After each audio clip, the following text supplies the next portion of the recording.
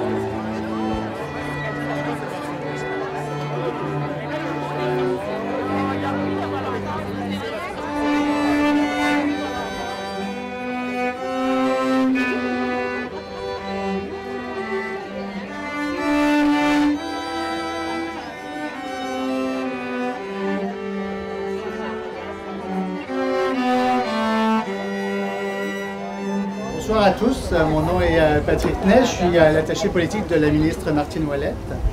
On vous souhaite la bienvenue à la Maison des citoyens et sans plus tarder, j'aimerais que vous accueilliez chaleureusement notre ministre des Ressources naturelles et la députée de Vachon, Madame Martine Ouellette. Merci.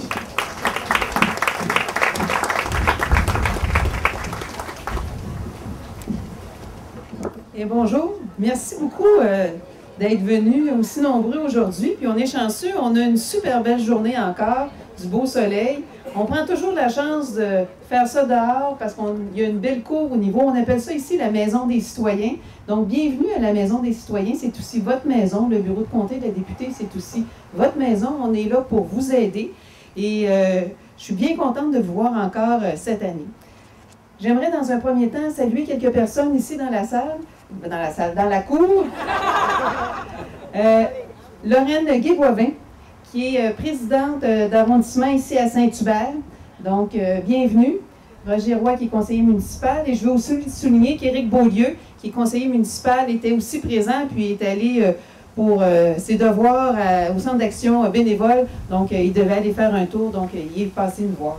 Les conseillers à Longueuil, c'est très important le travail qu'ils font également. Et on a une très bonne collaboration avec les conseillers parce que c'est l'ensemble des élus. Si on travaille ensemble, c'est comme ça qu'on réussit à faire avancer les dossiers de Saint-Hubert. Vous savez, je ne peux pas passer sous silence, ça fait 1 an, presque jour pour jour, 1 an et 2 jours aujourd'hui, que le Parti québécois a été élu au gouvernement.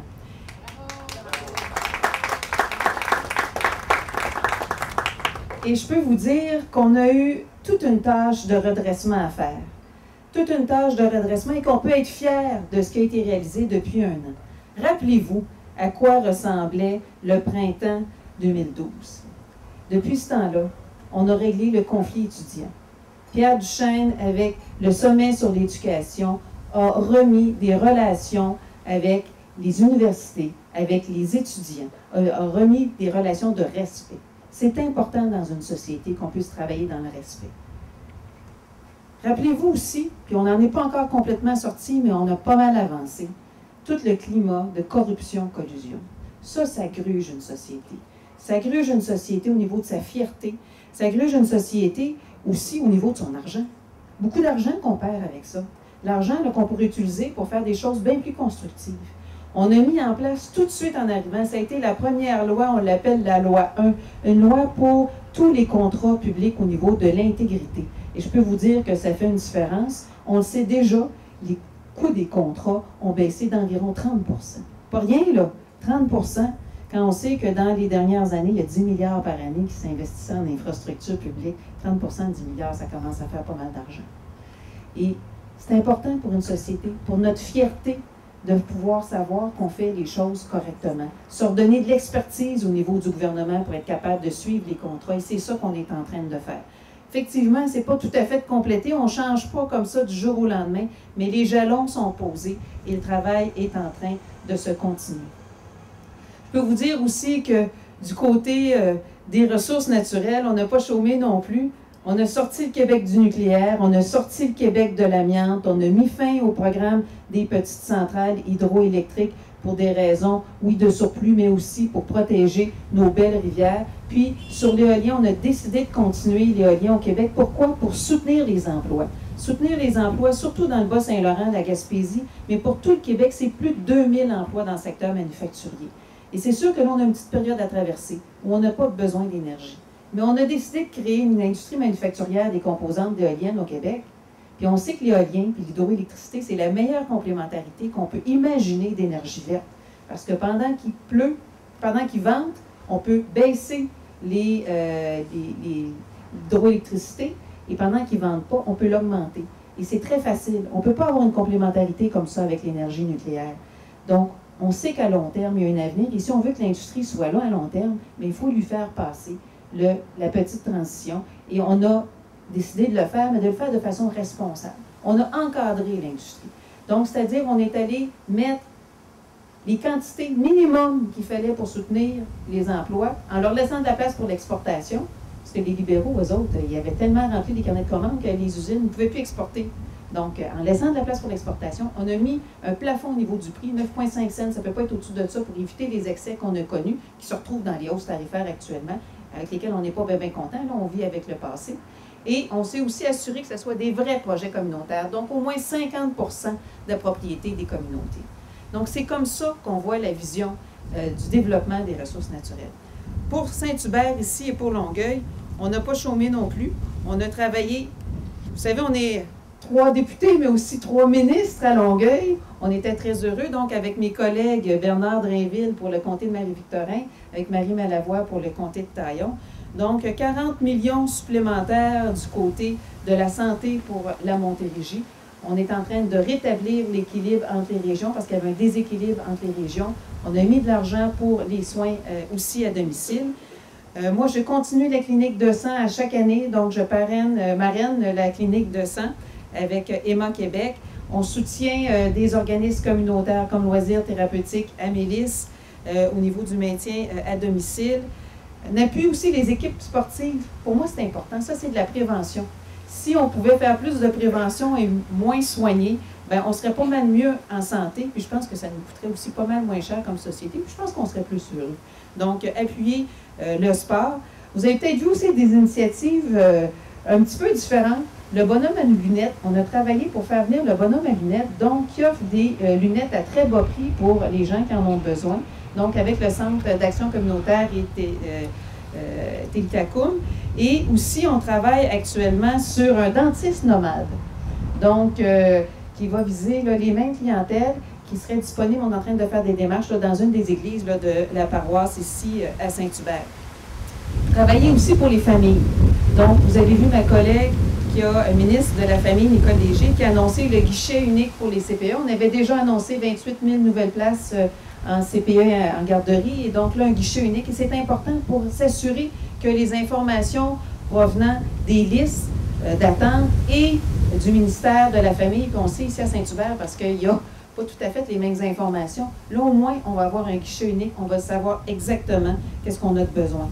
La distribution d'arbres, moi j'ai continué à distribuer des arbres, 200 arbres cette année pour les familles de Saint-Hubert, en partenariat avec la Fête de la Famille à Saint-Hubert. J'ai fait une tournée des écoles sur l'eau. Ça, c'est, vous savez, avant d'être députée, j'étais bénévole à l'organisme Au Secours et je continue à être très préoccupée par l'eau. Donc, je fais une tournée des écoles. Je suis allée à Laurent-Benoît et à 2 autres écoles ici à Saint-Hubert pour aller parler aux élèves de 5e année, leur parler de l'eau.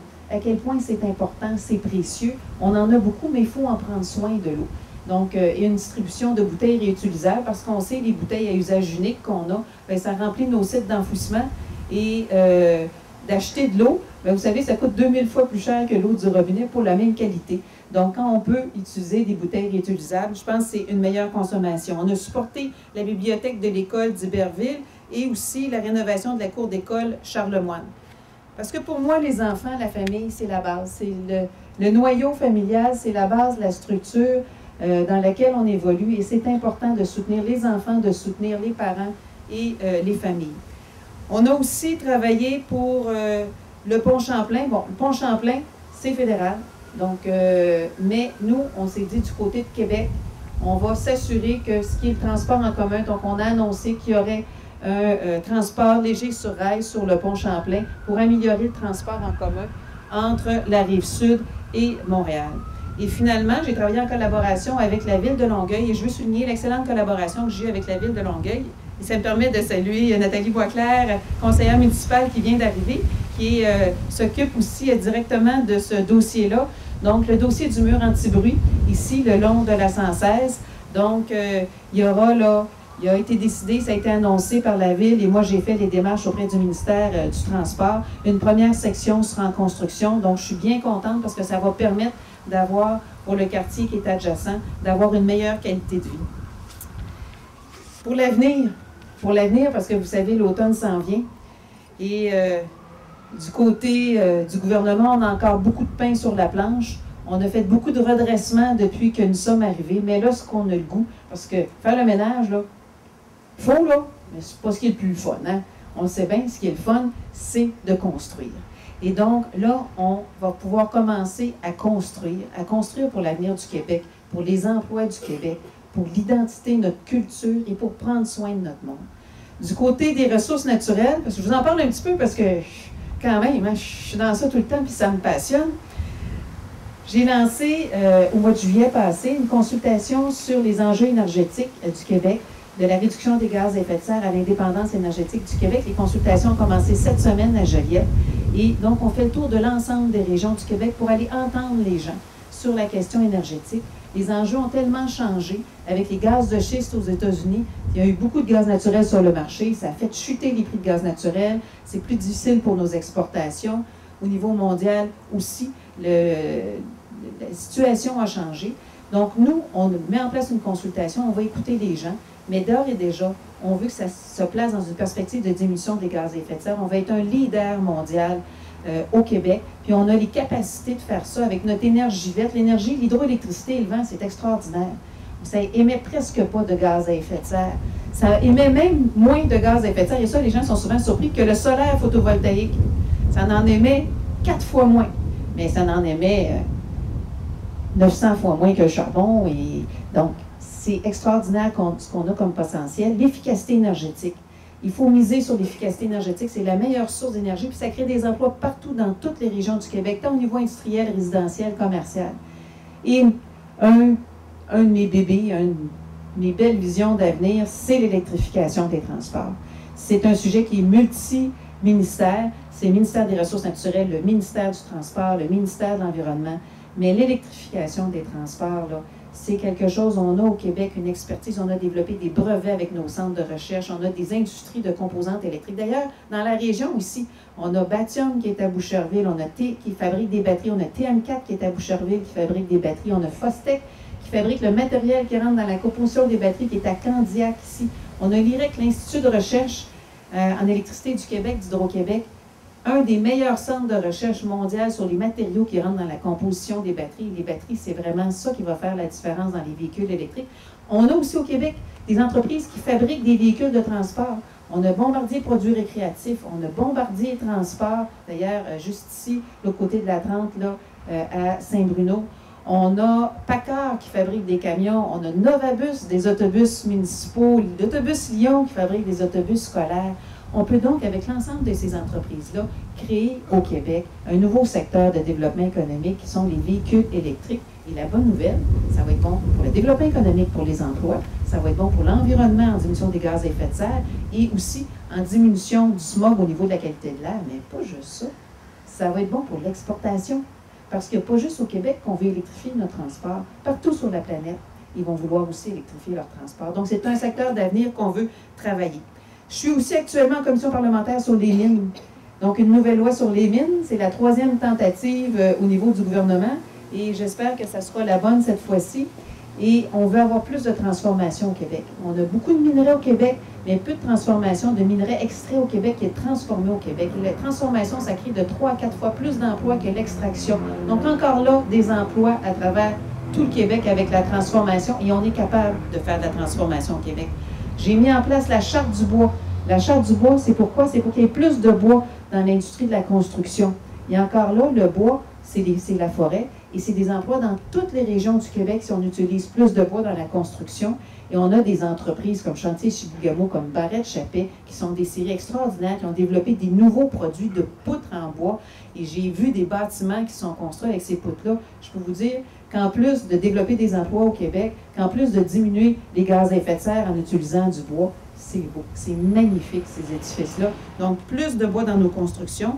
Et j'ai travaillé à mettre en place le secrétariat au développement nordique. Vous savez, il y a tout un développement qui s'en vient dans le nord du Québec, particulièrement du côté minier. Et on veut avoir une meilleure coordination, un meilleur accompagnement, tant des entreprises que des communautés. Et encore là, ça va être pour des emplois à travers tout le Québec. Comme ce qu'on a fait, par exemple, pour la route 167, la route des Moitiches, qui s'en va vers la mine de diamants qui s'appelle Stornoway. Donc, c'est une route où l'ancien gouvernement avait prévu que c'est toutes nous autres qui allions payer la route pour la mine.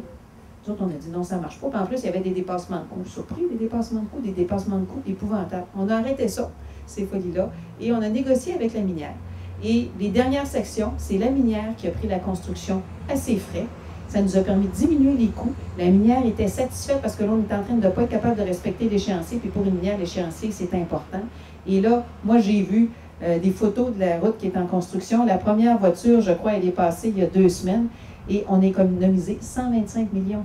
125 millions sur une seule route.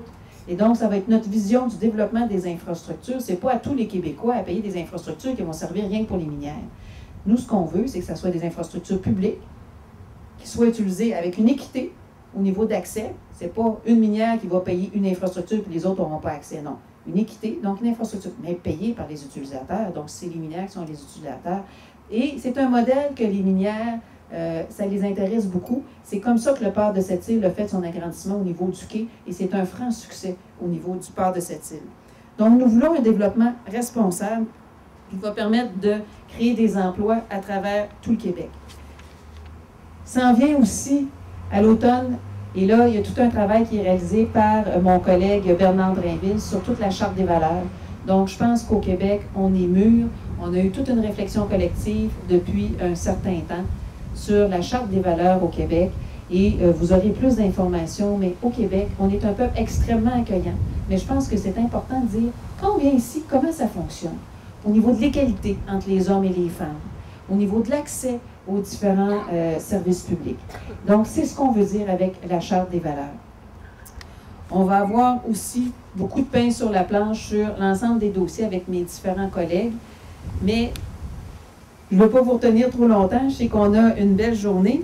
Je voudrais souligner un petit peu aujourd'hui le quatuor de violon. Le quatuor de violon qui est avec nous, le quatuor qui s'appelle À l'unisson, qui est de l'école secondaire Monseigneur Parent. Donc, Diméthile Condrin-Morel, Corinne Champagne-Villeneuve et Marika Pierce, qui sont les violonistes et violoncellistes du quatuor. Et je crois qu'il me manque un nom. Pénélope, voilà. Pénélope Condrin-Morel, oui, voilà.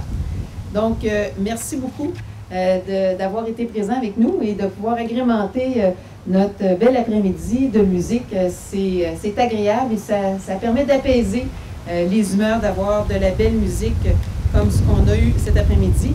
Et souligner aussi, si vous êtes passé à travers le bureau de comté, la Maison des citoyens, l'exposition de Maurice Robert, exposition de peinture qui sera dans la Maison des citoyens jusqu'au 8 novembre. Donc, vous êtes bienvenus de passer quand vous voulez. Et si vous-même, vous sentez un talent d'artiste ou vous avez des amis, nous sommes toujours ouverts à exposer des gens. On trouve que c'est important de faire connaître les talents de Saint-Hubert et de la région ici. Et on veut rendre la Maison des citoyens accessible à tout le monde. Je voudrais aussi remercier mon équipe au bureau de comté qui sont là pour vous servir. Donc, je crois qu'ils sont pas trop loin. Juste en arrière. Donc, Patrick Ney, qui est responsable du bureau de comté. Un gros merci, Patrick.